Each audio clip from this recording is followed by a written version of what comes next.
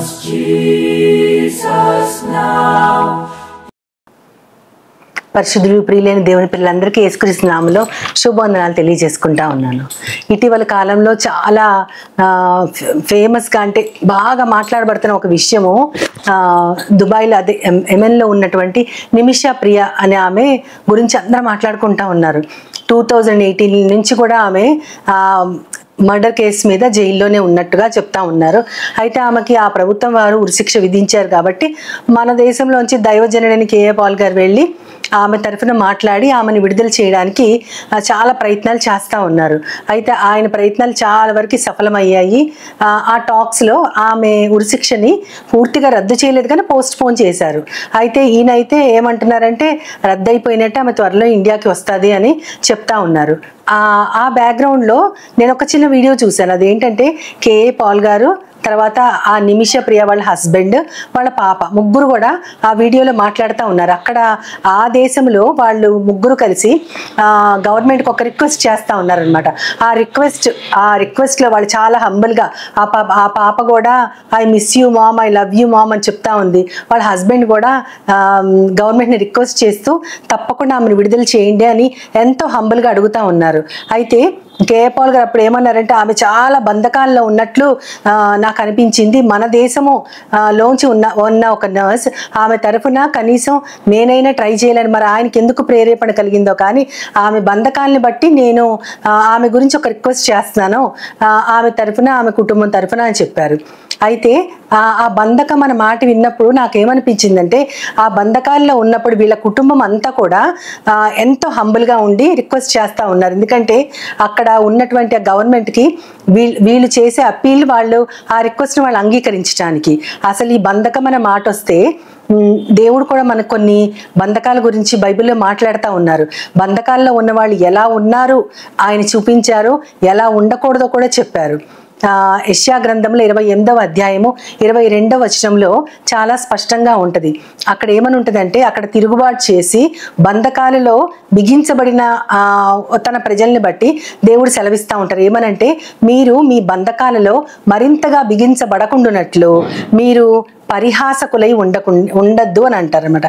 పరిహాసకులు అంటే వాళ్ళని గేలి చేస్తున్నారు. ఎవరిని గేలి చేస్తున్నారంటే దేవుని వాక్యం ఎవరికైతే వచ్చిందో ఆ ప్రవక్తలు దేవుడు మీకు ఇలా చెప్తున్నారు, ఇలా చేయమంటున్నారు, ఇలా వద్దంటున్నారని ఏ ప్రవక్తలు అయితే చెప్తున్నారో వారిని వీరందరూ పరిహసిస్తున్నారంట. ఆల్రెడీ వాళ్ళు బంధకాల్లో ఉన్నారు. ఆ బంధకాల్లో ఉన్నప్పుడు ఇంకా పరిహాసం చేశారంటే అవి మరింత ఎక్కువగా బిగుసుకుంటాయి. ఎందుకంటే లోకమందంతటా కూడా నాశనము ఖండితముగా నియమించబడి ఉంది అని అక్కడ ఉంటుంది. అంటే అసలు లోకమంతా కూడా నాశనం అవ్వబోతా ఉన్నప్పుడు మీరు ఆల్రెడీ బంధకాల్లో ఉండి మీరు ప్రవక్తల్ని, వారు తీసుకొచ్చే ప్రవచనాల్ని మీరు అపహసిస్తే, పరిహసిస్తే ఆ బంధకాలు మరింతగా మీకు బిగుసుకుంటాయి. జాగ్రత్త అని దేవుడు వారిని వార్న్ చేస్తూ ఉన్నారు. దానికి కాంట్రాస్ట్గా ఇప్పుడు మనం జకర్యా గ్రంథంలో కనుక చూస్తే 9వ అధ్యాయం 12వ వచనంలో చూస్తే అక్కడేమని ఉంటుందంటే బంధకాలలో పడి ఉండి కూడా నిరీక్షణ కలవారులారా అని ఉంటుంది. ఇందాక మనం చూసింది బంధకాలలో ఉండి కూడా పరిహాసం చేసేవారిని.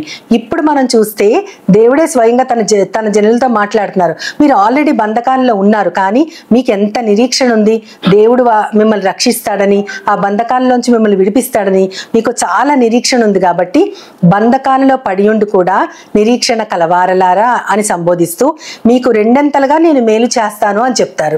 ఈ రెండంతల మేలు అనేది పాత నిబంధనల గ్రంథంలో చాలా చోట్ల ఉంటుంది. రెండంతల మేలు అంటే దేవుడు ఏంటంటే వాళ్ళు అనుభవించిన ఆ యొక్క లాస్, వాళ్ళు అనుభవించిన ఆ యొక్క వేదన, శ్రమ, వాటన్నిటిని బట్టి ఆ వేదనని పూర్తిగా మర్చిపోయేటట్లు, వాళ్ళకు కలిగిన ఆ నష్టము పూర్తిగా మర్చిపోయేటట్లుగా 2 రెట్లుగా మేలుని, సమృద్ధిని, అభివృద్ధిని వాళ్ళకి కలుగజేస్తానని చెప్తా ఉంటారు. అదే ఇక్కడ ఈ ప్రజలతో కూడా మీరు ఇంత బంధకాలలో ఉండి కూడా ఇంకా దేవుని పట్ల నిరీక్షణ కలిగి ఉన్నారు కాబట్టి మీకు అది ఎలా అంటాం, మనం ఇప్పుడు మాటల్లో డబల్ ధమాకా అంటాం కదా, అలాగా కాగా రెండంతలుగా మీకు నేను మేలు చేస్తానని దేవుడు చెప్తా ఉన్నారు. ఈ బంధకాల గురించి అపోస్తల కార్యాల్లో కూడా మనకు ఉంటుంది.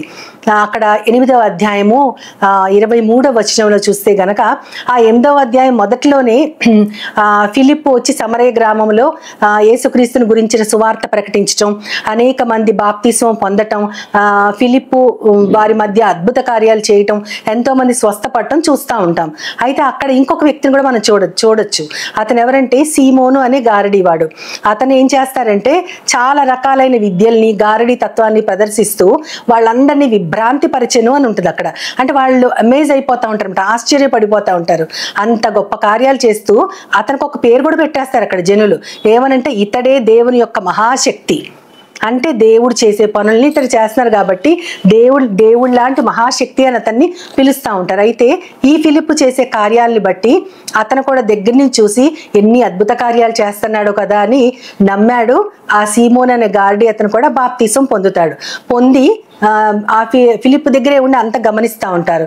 అప్పుడు ఇద్దరు అపోస్తలులు అక్కడికి వస్తారు, పేతురు, యోహాను. వారిద్దరు కూడా వచ్చి అనేక మంది మీద వాళ్ళ తల మీద చేతులుంచి ప్రార్థన చేస్తూ ఉంటారు. ప్రార్థన చేసినప్పుడు అప్పటిదాకా వారు కేవలము యేసుక్రీస్తు నామములోకి బాప్తిస్మం తీసుకున్నారు. ఇప్పుడు పేతురు, యోహానులు వాళ్ళ తలల మీద చేతులుంచి ప్రార్థించినప్పుడు వారికి పరిశుద్ధాత్ముడు వారి మీద దిగి వారికి ఆ శక్తి వస్తుంది. అప్పటిదాకా వారికి పరిశుద్ధాత్మ అంటే తెలియదు, ఆయన మనలోకి రావడం కూడా వాళ్ళకి తెలియదు. వారు ఆ శక్తిని పొందినప్పుడు అది చూసి ఇతను ఎంతో ఆశ్చర్యపోతాడు. అది చూసి ఏమని అడుగుతాడంటే చాలా డబ్బులు తీసుకొచ్చి వాళ్ళ దగ్గర పెట్టి, నేను కూడా ఎవరి మీదన్నా తల మీద చేతులుంచి ప్రార్థన చేస్తే వాళ్ళు కూడా పరిశుద్ధాత్మ శక్తిని పొందేట్లు నాకు అనుగ్రహిస్తారా అంటే, అప్పుడు పౌలు గారు ఒక మాట మాట్లాడతారు, పేతురు గారు ఒక మాట మాట్లాడతారు. ఏమని అంటే, నువ్వు ఘోరమైన దుష్టత్వములో దుర్నీతి విషయమైన బంధకాల్లో ఉన్నట్లుగా నాకు అనిపిస్తుంది అని అంటారు.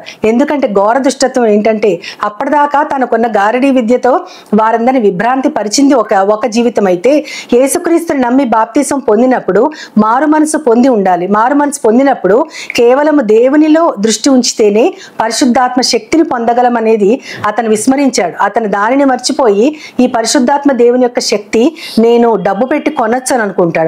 అందుకని దేవుని యొక్క శక్తిని నువ్వు డబ్బు పెట్టి కొనొచ్చు అనుకున్నావు కాబట్టి నీతో పాటు నీ వెండి కూడా నాశనం అయిపోతుంది. నువ్వు మారు మనస్సు పొంది దేవుని క్షమాపణ అడిగితే కానీ నీకు ఆయన క్షమాపణ లభించదు అని చెప్తారు.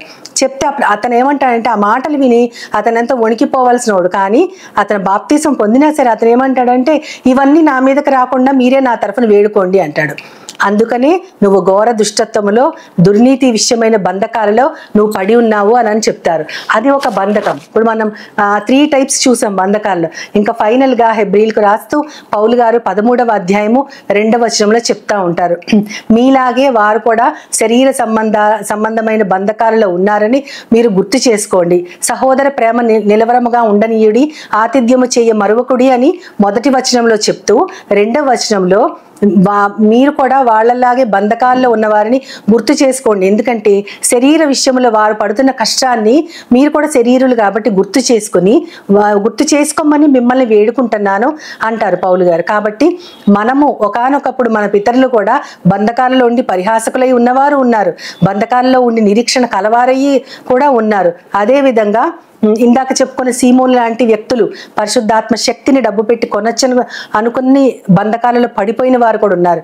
కానీ మనము గుర్తు చేసుకోవాల్సింది మన తోటి వారిని, మన సహోదరుల్ని, శరీరంతో కష్టం అనుభవిస్తున్న వారు మనం కూడా ఎప్పుడో ఒకప్పుడు అలాంటి స్థితిలో ఉంటాం. కాబట్టి వారిని గుర్తు చేసుకుంటూ అటువంటి బంధకాల్లో వారు పడిపోకుండా ఉండగలిగినట్లు మీరు కూడా వేడుకోండి అని అంటారు పౌలు గారు. అదేవిధంగా మన తోటి వారు కూడా ఎటువంటి బంధకాలలో, మనల్ని పాప బంధకాల్లోంచి యేసుక్రీస్తు వారు విముక్తులు చేశారు మనల్ని.